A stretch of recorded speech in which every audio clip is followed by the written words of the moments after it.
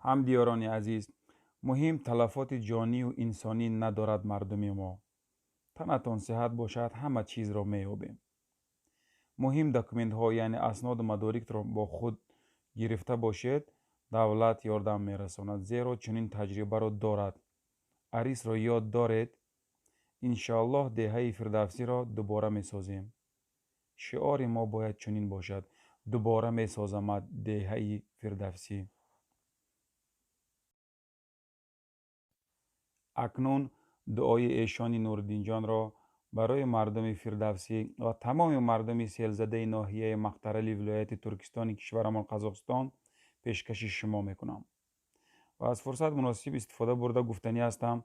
ما مردم فردوسی و ناحیه مقطرل سپاس میگوییم به بابای ایشان که با دعای خیش با مردم سیلزده فردوسی هستند.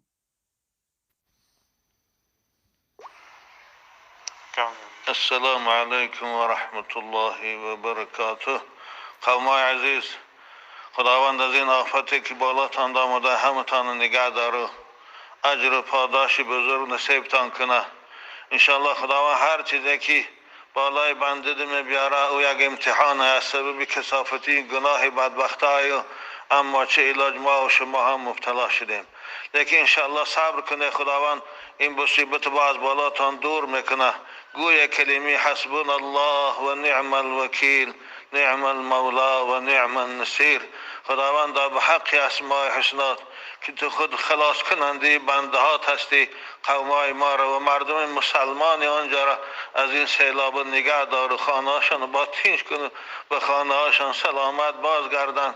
از این بیماری که امروز جامعه جهانی را مبتلا کرده از سبب کثافتی گناه های این بدبختا، خدایا همه امت اسلام خصوصا مردم ما را، مردم خیش تبارک که در قزاقستان خواه قزاق خواد مسیحای خواه دیگه، خدایا همش نگه دار پروردگار، همشان به تو امانت میسپاریم، نگهشان دار. سلامت باشه قومای عزیز، انشاءالله صبر کنه، خدا همش از شما دور میکنه. آمین یا رب العالمین.